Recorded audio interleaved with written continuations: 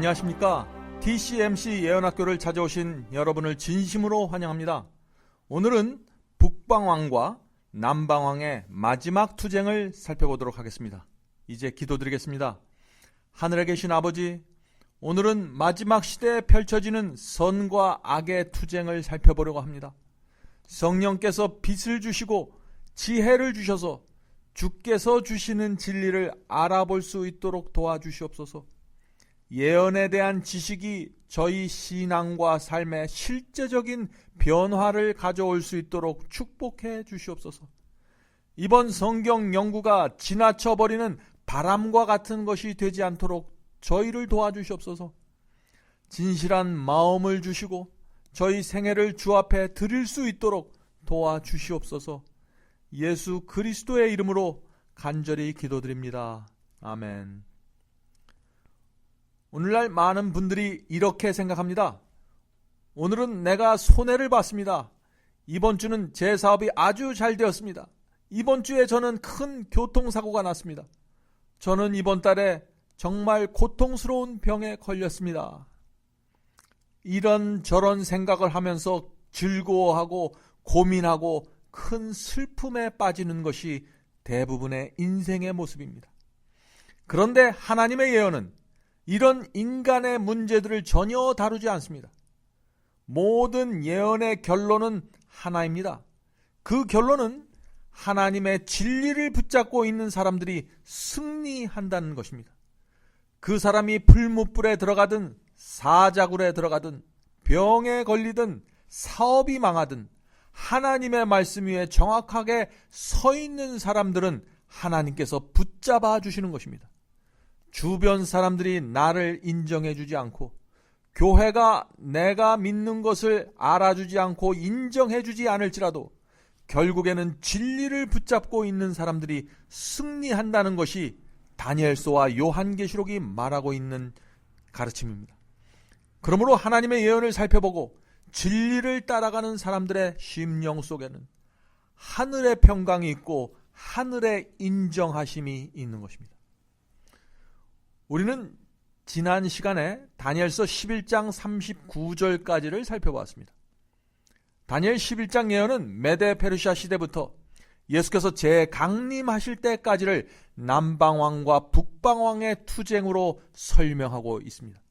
4차례에 걸쳐서 벌어지는 북방왕과 남방왕의 투쟁 속에서 적그리스도 세력이 언제 나타나서 무엇을 할 것인가를 보여주는 것이 다니엘 11장의 예언입니다. 지난 시간에 우리는 북방왕과 남방왕의 세 번째 투쟁까지 살펴보았습니다. 세 번째 북방왕은 교황 로마였습니다.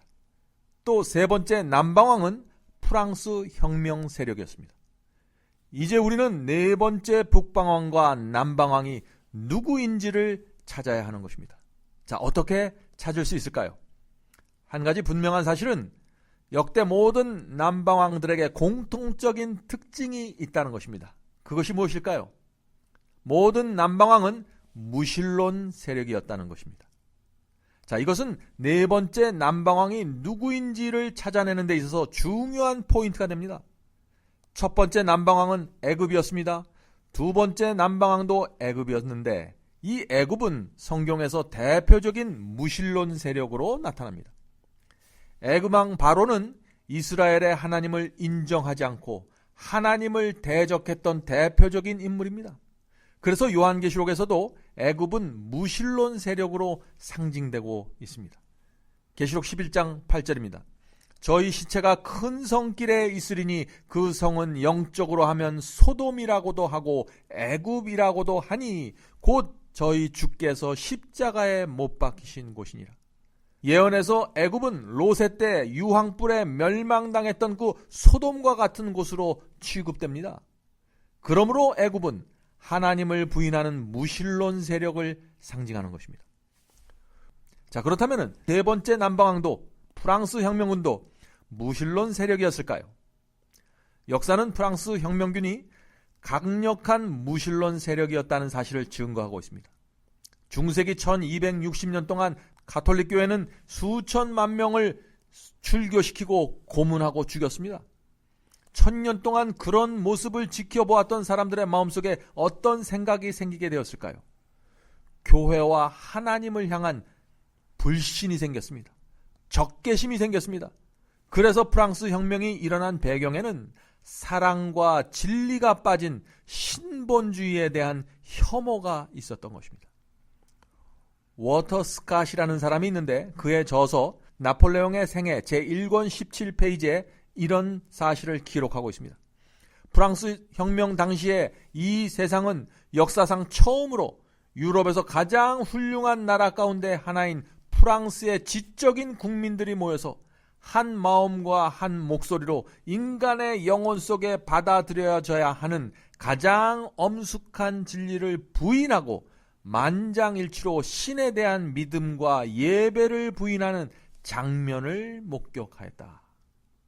또 1870년도 11월호 블랙우드 매거진은 이렇게 말하고 있습니다. 지금까지 존재하는 역사의 기록에 의하면 이 세상에서 프랑스가 국가로서 우주의 창조주를 대항하여 공개적으로 반역하고 일어난 유일한 나라이다. 자, 그러므로 첫째, 둘째, 셋째 남방왕 모두 강력한 무신론 세력이었다는 사실을 우리가 알 수 있는 것입니다.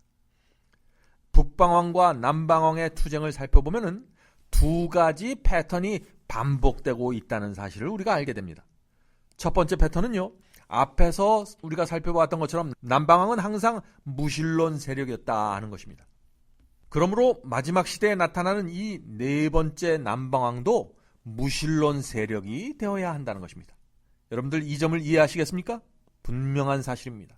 첫 번째, 두 번째, 세 번째, 네 번째 모두 무신론 세력이었습니다. 자, 이것은 다니엘서 11장 예언을 이해하는 데 있어서 중요한 개념입니다. 자, 두 번째 패턴은 북방왕과 남방왕의 예언의 초점은 북방왕에 맞춰져 있다는 것입니다. 왜 그럴까요? 왜냐하면 북방왕의 계보 속에서 적그리스도 세력이 나타나기 때문입니다. 그래서 세 번째 북방왕에서 교황의 권세가 나타났던 것이고, 다니엘서 11장 41절에 나타나는 이 네 번째 북방왕도 교황일 수밖에 없는 것입니다. 초점이 거기에 맞춰져 있으니까요. 북방왕으로 나타나는 교황과 바티칸이 마지막 시대에 무슨 일을 할 것인지를 보여주는 것이 다니엘서 11장 예언이 주어진 이유이고 목적입니다. 신상 예언에서 철로 된 종아리의 나라, 그 로마 제국에서 시작된 그 철이 10발가락까지 이어지고 연결되었던 사실을 우리가 배웠습니다. 자, 그것이 무슨 뜻이라고 제가 말씀드렸죠? 중세기 로마에서 나타나는 그 핍박의 세력이 10발가락의 시대, 즉 세상 끝까지 이어져 간다는 것을 뜻한다고 제가 말씀드렸습니다. 이것은 마지막 시대를 위한 예언을 연구할 때 꼭 간직하고 있어야 할 개념입니다. 북방왕과 남방왕의 투쟁에 있어서도 마찬가지입니다. 중세기에 나타난 북방왕은 세상 끝까지 이어지면서 하나님을 대적하게 되는 것입니다. 그래서 네 번째 북방왕의 자리에도 교황과 바티칸이 앉아있게 되는 것입니다. 이제 다니엘서 11장 40절로 가겠습니다. 다니엘서 11장 40절. 마지막 때 남방왕이 그를 찌르리니, 자, 나 북방왕을 찌를 것이라는 얘기죠. 마지막 때 남방왕이 북방왕을 찌른다고 했는데 여기에 나오는 마지막 때란 언제일까요? 지난 시간에 성경 예언은 1798년 이전과 이후로 나누어진다고 말씀드렸습니다. 중세기 암흑기 1260년 예언이 끝나는 그 1798년이 되면서 말세가 시작되었다는 것이죠. 자, 우리가 그것을 어떻게 알 수 있을까요? 중세기 종교 암흑시대 동안 성도들의 길고 긴 환란이 1798년에 끝나자 마지막 때가 시작되었음을 알려주는 하늘의 징조, 아주 분명한 재림의 징조가 나타났던 것입니다. 예수께서는 중세기 환란이 지나면 바로 재림의 징조가 나타나게 될 것이라고 알려주셨습니다. 여러분 그 말씀을 아십니까? 자, 마태복음 24장 29절부터 34절입니다. 그날 환란 후에 즉시 해가 어두워지며, 자, 여기 환란 후에라고 했는데 어떤 환란 후를 말하는 것일까요? 이것은 중세기 종교 암흑시대의 환란 후라는 말입니다. 계속 읽겠습니다. 달이 빛을 내지 아니하며 별들이 하늘에서 떨어지며 하늘의 권능들이 흔들리리라. 중세기 성도들이 핍박당한 그 1260년간의 긴 환란이 끝나면 해가 어두워지고 달이 빛을 내지 않고 별들이 떨어지는 놀라운 징조가 나타날 것이라는 예수님의 말씀입니다. 자, 이 징조는 우연히 일어나는 자연현상이 아니라 하나님께서 마지막 때가 되었음을 알려주시기 위해서 허락하시는 특별한 징조라는 것이죠. 해와 달과 별의 징조가 말이죠. 계속해서 읽겠습니다. 무화과 나무에 비유를 배우라. 그 가지가 연하여지고 잎사귀를 내면 여름이 가까운 줄 아나니 이와 같이 너희도 이 모든 일을 보거든. 자, 무슨 말인가요? 1260년 종교 암흑기의 끝에 나타나는 해와 달과 별의 징조를 보거든 이란 말이죠. 인자가 가까이 곧 문 앞에 이른 줄을 알라. 자, 놀라운 사실은 요한계시록에도 이런 말씀이 나온다는 것입니다. 마지막 때가 되면 확실한 징조가 나타날 것이라고 예언하고 있는 것입니다. 계시록 6장 12절과 13절입니다.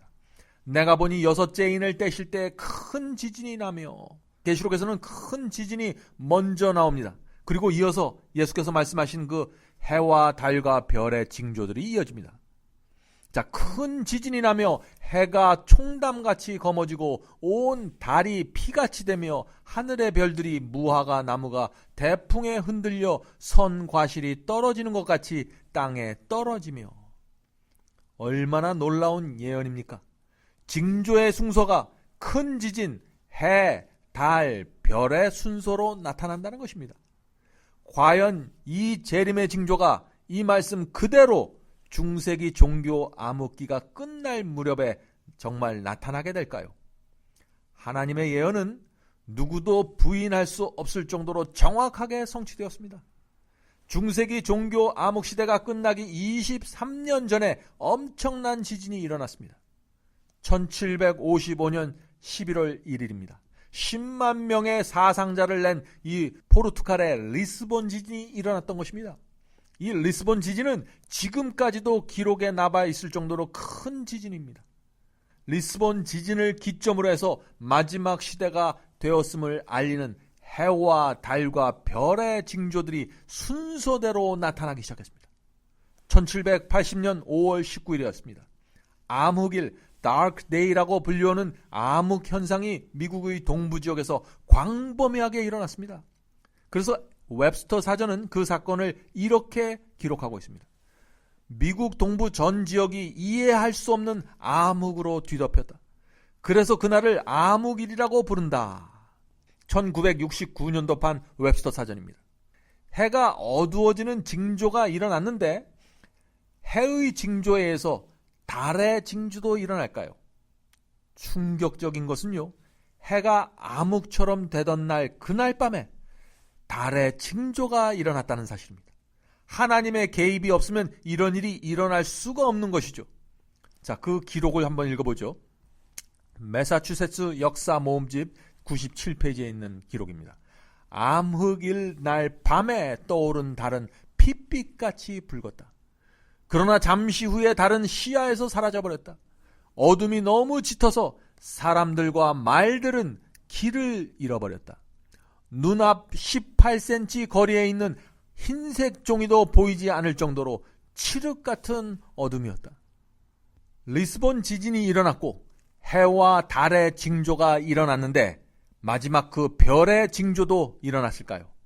이 별의 징조까지 정확하게 일어난다면 예수께서 말씀하신 그 환란 후의 징조들, 다시 말해서 종교 암흑기의 그 성도들의 환란이 끝난 후에 징조들이 그 순서 그대로 일어나게 되는 것입니다. 하나님의 예언은 성취되었습니다. 1833년 11월 13일 엄청난 유성의 소나기가 미국에 떨어졌습니다. 밤 9시에 시작된 유성의 낙하가 다음날 아침까지 퍼붓듯이 계속되었다고 했습니다. 관측소의 기록에 의하면 시간당 20만 개의 별똥들이 5시간 동안 계속해서 지속되었다고 합니다. 성도 여러분, 큰 지진과 해, 달, 별의 징조가 그때 우연히 생겼다고 생각하지 마시기 바랍니다. 예수께서 그날 환란 후에 즉 해가 어두워지며 달이 빛을 내지 아니하며 별들이 하늘에서 떨어지며 라고 말씀하신 것을 기억하셔야 하는 것입니다. 그런데 하나님께서는 왜 1798년에 그렇게 큰 지진과 해와 별과 달의 징조까지 주셨을까요? 당신의 백성들에게 이제 준비하라고 호소하시는 것입니다. 이제 예수께서 오실 테니까 준비하라고 말씀해 주시는 것입니다. 이제 마지막 시대에 작은 뿔의 세력이 적그리스도의 세력이 다시 부활하게 될 것이니까 준비하라고 경고해 주시는 것입니다. 자, 이제 여러분들께서도 다니엘서 11장 40절의 의미가 이제 보이기 시작할 것입니다. 자, 다니엘서 11장 40절입니다. 마지막 때. 자, 마지막 때는 언제 시작되었다고 했습니까? 1798년이라고 했죠. 그러므로 이 말씀을 우리가 이렇게 읽을 수 있는 것입니다. 마지막 때가 시작되는 1798년에 남방왕이 그를 찌르리니. 남방왕은 무실론 세력이죠. 그러므로 1798년에 남방왕 무실론 세력이 북방왕을 교황을 칼로 찔렀다고 우리가 이 말씀을 해석할 수 있는 것입니다. 자, 이 사건이 어떤 사건입니까?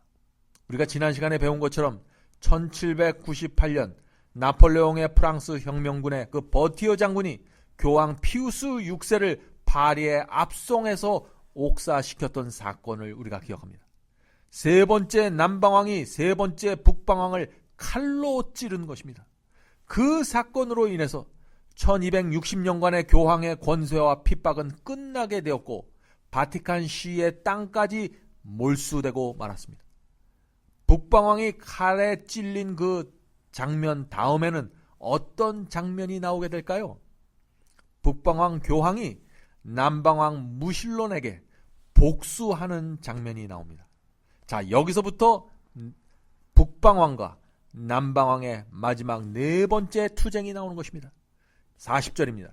북방왕이 병거와 마병과 많은 배로 회리바람처럼 그에게로 남방왕에게로 마주와서 그 여러 나라에 들어가며 물이 넘침같이 지나갈 것이요. 자, 이 장면은 틀림없이 북방왕 교황이 병거와 마병과 많은 배로 남방왕 무실론 세력을 공격하는 장면을 말하고 있는 것입니다. 자, 많은 분들이 이런 질문을 합니다. 1798년 북방왕은 남방왕의 칼에 찔렸는데 어떻게 그 칼에 찔린 북방왕이 남방왕을 공격할 수 있습니까? 라는 질문이죠.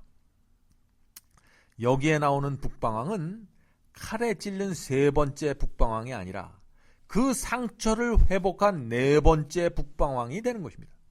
그래서 여기서부터 이 장면에서 네 번째 그 마지막 북방왕이 등장하게 되는 것입니다.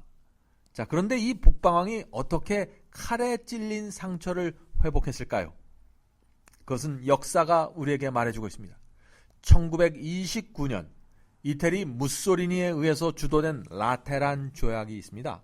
그 라테란 조약에 의해서 칼에 찔렸던 북방왕의 상처가 회복되기 시작했습니다. 라테란 조약에서 이태리의 무소리니는 교황에게 100에이커 되는 그 바티칸시를 다시 돌려주면서 교황청을 독립국가로 인정해 주었습니다. 자, 이제 40절 말씀을 보면은 여러분들께서 좀 더 분명하게 장면을 보게 되실 것입니다. 40절입니다. 북방왕이 병거와 마병과 많은 회리바람처럼 그에게로 마주와서 그 여러 나라에 들어가며 물이 넘침같이 지나갈 것이요.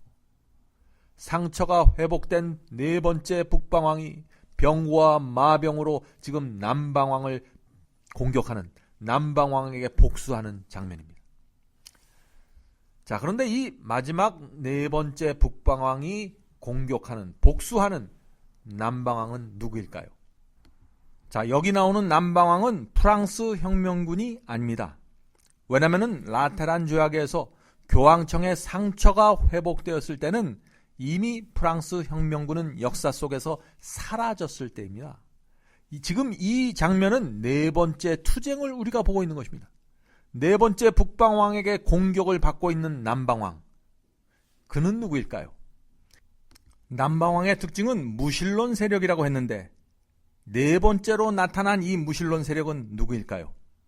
1798년 이후 지금까지 나타났던 무신론 세력 중에서 가장 강력한 무신론 세력이 누구인지를 찾아보면 되는 것입니다.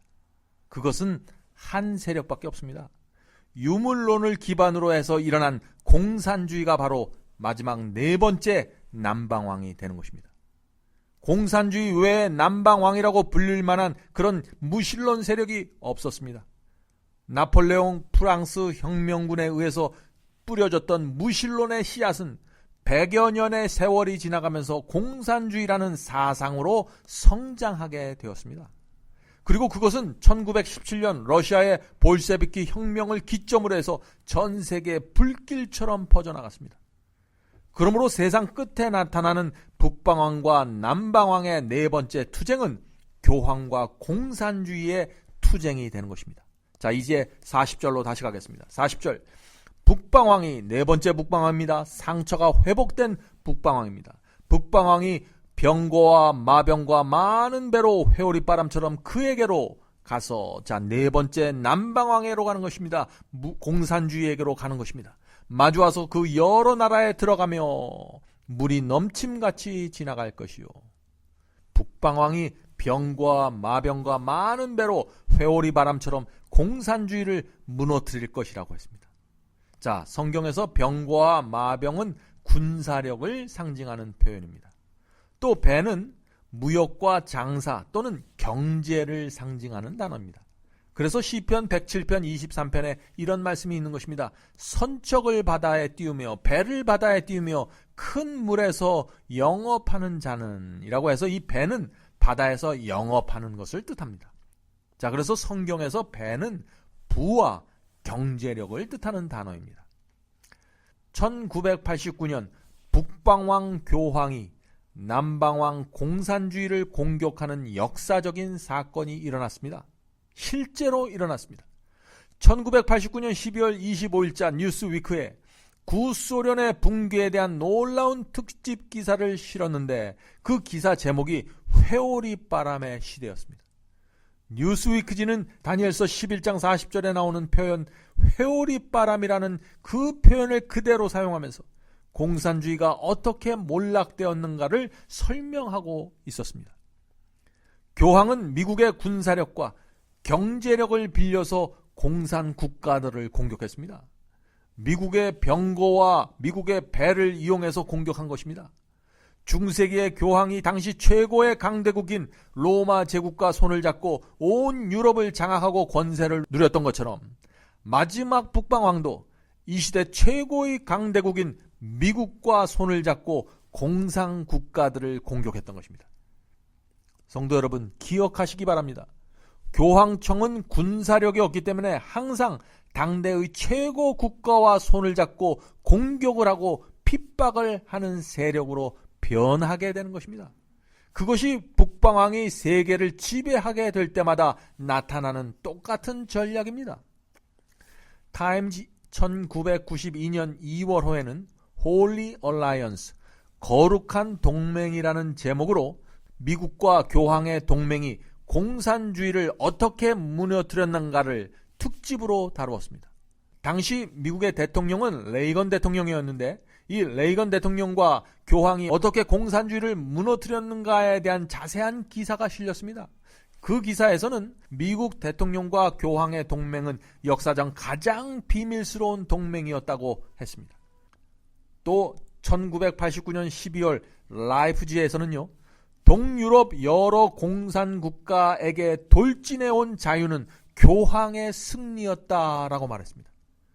미국과 교황의 동맹으로 구소련이 무너지면서 크고 작은 많은 연방들이 자유국가로 독립하게 되었습니다. 베를린 장벽이 무너지면서 동독, 폴란드 같은 동유럽 공산국가들이 모두 자유국가가 되었습니다. 저와 여러분은 20여 년 전에 공산국가들이 무너지는 모습을 지켜보았던 세대입니다. 소련과 동유럽이 무너지기 몇 개월 전만 해도 그렇게 허무하게 무너질 것이라고 생각하는 사람들은 아무도 없었습니다. 그러나 하나님께서 정하신 시간이 되자 다니엘서 11장 40절 예언이 그대로 이루어졌는데 회오리 바람처럼 물이 넘치는 것처럼 신속하면서도 압도적으로 공산 국가들을 무너뜨렸던 것입니다. 그 당시 북방왕 교황이 미국의 레이건 대통령과 동맹하게 된 배경은 이렇습니다. 1981년 두 번의 저격 사건이 있었는데 첫 번째는 미국의 레이건 대통령이 저격을 당했습니다. 그로부터 6주 후에 교황이 또다시 저격을 당했습니다. 물론 그 두 번의 저격 모두 미수에 그치고 말았지만 나중에 두 사람은 한 회담에서 만나 두 사람이 공동으로 추진해야 할 목표를 세우면서 이렇게 말했습니다. 우리가 살아남은 것은 서로 연합하라고 주신 신의 섭리입니다 라고 말했습니다. 레이건 대통령은요, 소련이 성경이 말하는 적그리스도라고 믿었던 사람들입니다. 그 당시에는 그렇게 믿는 그리스도인들이 많이 있었습니다. 레이건 대통령은 소련을 무너뜨림으로써 세계 평화의 위대한 기념비를 세우고자 하는 야망을 갖고 있었던 사람입니다. 또 교황 역시 지상 최대의 무신론 세력인 소련을 경멸시키는 것이야말로 하나님의 뜻이라고 믿었습니다. 자, 이렇게 해서 세계 최고의 정치 지도자와 온 세상을 이끄는 정신적 지도자가 공산주의의 몰락을 목적으로 연합하게 되었던 것입니다. 레이건 대통령은 자신의 선거 공약대로 군사력을 강력하게 증강시켰습니다. 그는 엄청난 자금이 들어가는 그 SDI라는 우주 방어 계획을 추진시켰습니다. 미국으로 날아오는 모든 미사일을 무력화시키는 방어 시스템입니다. 이 막대한 자금이 들어가는 군비 경쟁을 통해서 소련을 경제적으로 무너뜨리겠다는 전략을 세웠던 것입니다. 그 당시 소련은 오랜 사회주의와 경제개혁의 실패로 인해서 거의 경제공황과 같은 상황이었습니다. 미국은 그 점을 노리고 엄청난 규모의 군비 경쟁을 촉발시켰던 것입니다. 그래서 리더스 다이제스트지 1990년 3월호에 이런 기사가 실렸습니다. 미국을 비롯한 서유럽의 군사적인 압력이 소련의 힘을 잃어버리게 만든 근본 원인이 되었다. 하나님의 예언은 성취되었습니다. 북방왕이 병거와 마병과 많은 배로, 병거와 마병은 군사력입니다. 많은 배는 경제력이죠. 회오리 바람처럼 그에게로 마주와서 라고 했는데 그 말씀 그대로 성취되었던 것입니다. 북방왕 교황이 미국의 군사력과 경제력을 이용해서 마지막 남방왕을 무너뜨렸던 것입니다. 사랑하는 성도 여러분, 중세기 최고의 강대국이었던 로마 제국과 손을 잡고 세 번째 북방왕의 자리에 올랐던 교황은 마지막 시대에도 당대 최고의 강대국인 미국과 손을 잡고 남방왕 무신론을 무너뜨린 것입니다. 놀라운 사실은 요한계시록은 북방왕 교황이 마지막 시대에도 동일한 전략으로 짐승의 표 환란을 일으킬 것이라고 경고하고 있는 것입니다. 우리는 그 예언을 이번 예언학교에서 분명하게 살펴볼 것입니다. 북방왕은 마지막 남방왕 공산주의를 무너뜨린 다음 무엇을 하게 될까요? 다니엘서 11장 41절부터 44절은 교황의 계획과 움직임을 정확하게 보여주고 있습니다. 41절부터 44절에는 교황과 바티칸이 핍박의 세력이 될 때까지의 행보가 나타나 있는 것입니다. 그리고 45절에는 북방왕이 다시 핍박의 세력으로 올라오지만 결국 멸망당하게 되는 장면이 나옵니다. 자, 41절부터는 여러분과 제 앞에서 이루어지고 있는 예언이 전개됩니다. 다니엘서 11장 41절입니다. 그가 또 영화로운 땅에 들어갈 것이요, 북방왕이 또 영화로운 땅에 들어갈 것이요, 많은 나라를 패망케 할 것이나 오직 에돔과 모압과 암몬 자손의 존귀한 자들은 그 손에서 벗어나리라. 자, 한 말씀씩 살펴보겠습니다. 그가, 여기서 그가는 네 번째 북방왕이죠. 공산주의를 몰락시킨 북방왕입니다. 또 영화로운 땅에 들어갈 것이요, 많은 나라를 패망케 할 것이나. 자, 마지막 시대 북방왕 교황은 영화로운 땅에 들어갈 것이라고 했습니다. 자, 그런데 이 영화로운 땅은 어디일까요? 구약시대의 영화로운 땅은 예루살렘과 하나님의 백성 유대민족이었습니다. 그러나 오늘날에는 예루살렘 성전이 없습니다. 오래전에 파괴당했습니다. 물론 지금도 유대인들이 중동 지방에 살지만 그들은 아직도 메시아를 거절하고 있는 사람들입니다. 오늘날 어떤 분들은 아직도 중동 지방에 있는 유대인들이 하나님의 백성, 영화로운 땅이라고 믿고 있습니다. 그래서 어떤 분들은 하나님께서 택하신 그 이스라엘로 이민 가야 한다고 주장하기도 합니다. 성도 여러분, 다니엘서 9장에서 배웠던 것처럼 유대 민족에게 주어진 70주일의 은혜 기간은 오래전에 끝났습니다. 그러므로 중동 지방에 있는 이스라엘은 더 이상 영화로운 땅이 될 수 없는 것입니다. 우리가 성경 말씀 속에서 이 시대의 하나님의 백성, 영화로운 땅이 누구인지 찾아보아야 하는 것입니다. 자, 마태복음 21장 43절에 예수께서 직접 말씀하신 내용입니다. 그러므로 내가 너희에게 이르노니 하나님의 나라를 너희는 빼앗기고 유대민족 너희는 빼앗기고 그 나라에 열매 맺는 백성이 받으리라. 영화로운 땅은 성령의 열매를 맺는 백성입니다. 영화로운 땅은 진리의 열매를 가진 백성이라는 뜻입니다. 갈라디아서 3장 28절 29절입니다. 너희는 유대인이나 헬라인이나 종이나 자주나 남자나 여자나 할 것 없이 다 그리스도 예수 안에 하나이니라. 유대인뿐만 아니라 모든 사람들이 그리스도 예수 안에서 하나이라는 사실입니다. 너희가 그리스도께 속한 자면 곧 아브라함의 자손이요 약속대로 유업을 이을 자니라.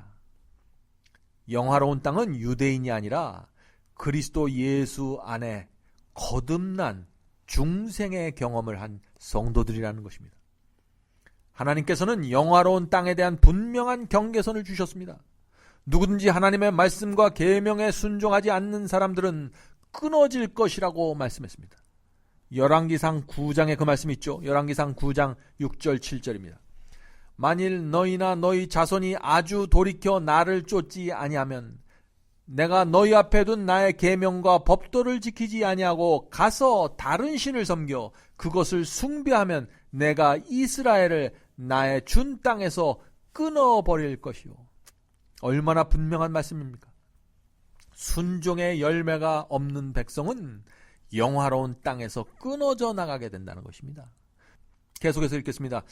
내 이름을 위하여 내가 거룩하게 구별한 이 전이라도 예루살렘 성전이라도 내 앞에서 던져버리리니 이스라엘은 모든 민족 가운데 속담거리와 이야기거리가 될 것이며. 하나님께서는 바벨론 포로에서 돌아온 유대 민족에게 마지막으로 70주일 490년의 은혜의 기간을 주셨습니다. 그러나 그들은 끝까지 메시아와 복음을 거절했습니다. 그래서 결국 그들은 과거의 속담거리가 되고 이야기거리가 되고 말았던 것입니다. 어떤 분들은 이런 질문을 합니다. 구약 성경에서 하나님께서 아브라함과 이스라엘에게 주셨던 그 영광스러운 약속은 다 어떻게 된 것입니까? 라는 질문이죠. 구약 성경에서 이스라엘에게 주셨던 모든 약속은 신약 시대 그리스도와 피의 언약을 맺은 주의 백성들에게 이루어집니다. 왜냐하면 그들이 아브라함의 영적 자손이고 영적인 이스라엘이 되었기 때문입니다. 로마서 4장 16절에 그 말씀이 있죠. 그러므로 후사가 되는 그 약속을 그 모든 후손에게 굳게 하려 하심이라. 율법에 속한 자에게 뿐만 아니라 아브라함의 믿음에 속한 자에게도니 아브라함은 하나님 앞에서 우리 모든 사람의 조상이라. 분명하죠? 아브라함은 모든 사람의 조상입니다. 유대인뿐만 아니에요. 아브라함의 영적 후사들이 그러므로 영화로운 땅이 되는 것입니다. 북방왕의 마지막 목적은 영화로운 땅을 공격하는 것입니다. 북방왕은 오래전에 마지막 시대의 영화로운 땅, 즉 교회 속에 깊이 들어와 있습니다. 북방왕이 중세기에 만들어 놓은 거짓 계명과 거짓 가르침이 영화로운 땅인 하나님의 성도들 안까지 깊이 지금 들어와 있는 것입니다. 북방왕이 영화로운 땅을 점령했다는 가장 분명한 증거가 무엇일까요?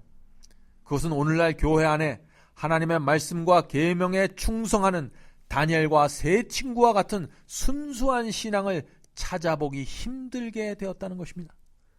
막달라 마리아의 경험, 삭개오와 같은 순수한 회개가 사라져버린 것입니다.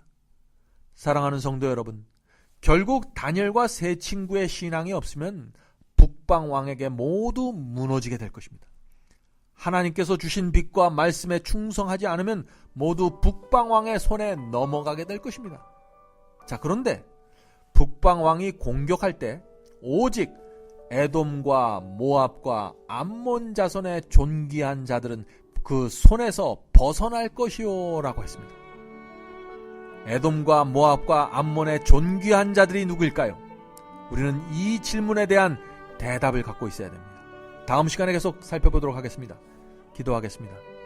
하늘에 계신 아버지, 마지막 시대에 북방왕이 영화로운 땅에 들어온다고 했습니다. 이미 들어와 있습니다. 주여 저희를 도와주시옵소서. 이 시대에 저희가 어떻게 해야 북방왕의 손에서 벗어날 수 있는지 보여주시고 가르쳐 주시옵소서. 성령께서 진리로 빛으로 저희를 인도해 주시옵소서. 하나님의 영께서 저희의 눈을 열어서 저희가 가야 할 길을 보여주시기를 간구하오니 도와주시옵소서. 예수 그리스도의 이름으로 간절히 기도드립니다. 아멘. 감사합니다. 다음 시간에 다시 뵙겠습니다. 안녕히 계십시오.